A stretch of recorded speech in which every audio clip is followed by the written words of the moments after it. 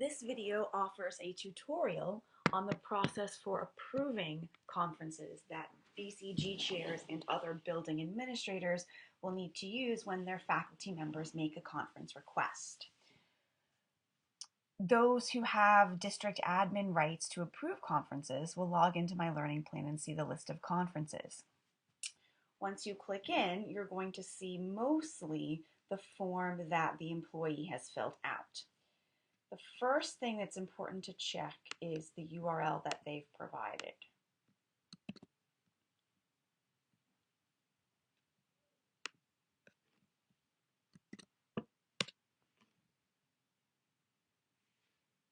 Remember that we need to account for 4 pieces of information. For any conference, we need to know the date, the time, the fees, and a description of the conference. The link that the requester provided gives us the dates, but that's pretty much everything, or the only thing that we see here. There's a bit of a description of the conference as a whole, but this is not going to be enough information to approve the conference. So as an approver, you have a couple of choices. One thing you can do is click around and try to find the information. So I might click this Register Now button. And when I go to Register Now, the URL changes and I see the costs of the conference. And the cost here does match with the cost the employee has requested for the registration fee.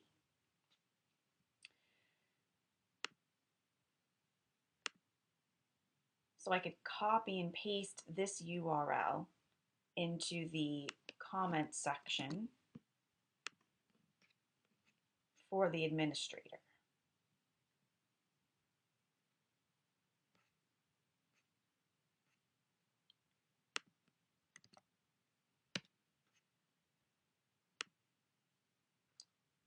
I still really don't have all the information I need. I also need information about times and some more details about the conference. So I could look around and I could see, here's a program overview. Does that give me times?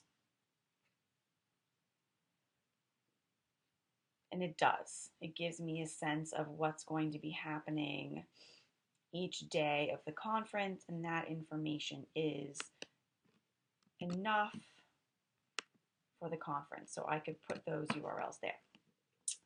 Another option, and one that is going to be easier for approvers, is to leave a comment for the requester.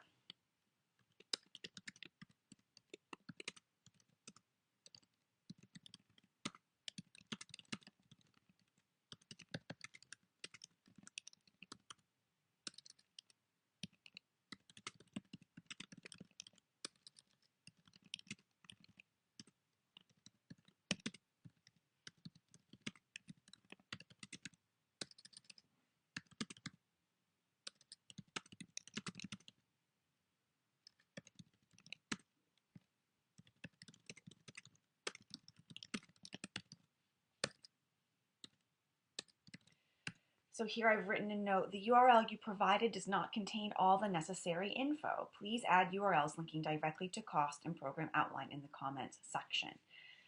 And there you would click more info. Before I do that though, I want to go back and make sure there's nothing else that I need to ask the requester for. So I look through, meeting times is 4 days.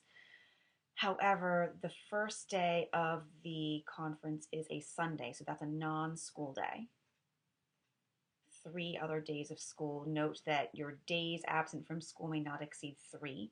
So if you see that, you're going to need to say something to the requester to check with the superintendent. You want to make sure all these fields look like they match with what the estimated costs are. BCG funded. This field is important, the financial summary. It should automatically fill with the requester's estimated costs. It's important that the BCG approvers check this and complete the fields, because in some buildings there are limitations on how much money is going to be given for a particular conference. And central administration doesn't necessarily know that. So even if you don't have such limitations in your building, go through and double check all of the amounts. If you do have limitations, let's say you're only going to pay for half of the lodging, then you would say 300 there instead of 6. And then you're going to add up the total. Note that this total is the total that has been requested.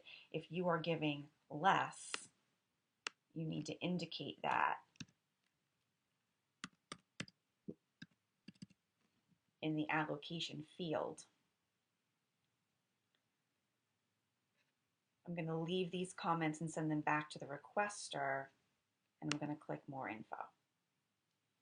Now it's going to be sent back to the person who requested it, and that employee will have the opportunity to add the required information. If that information isn't provided before it's sent to central administration, definitely the process is going to be delayed, but there's also a really good chance that the conference won't be approved at all. So it's important that all of the information be there in order for conferences to be approved.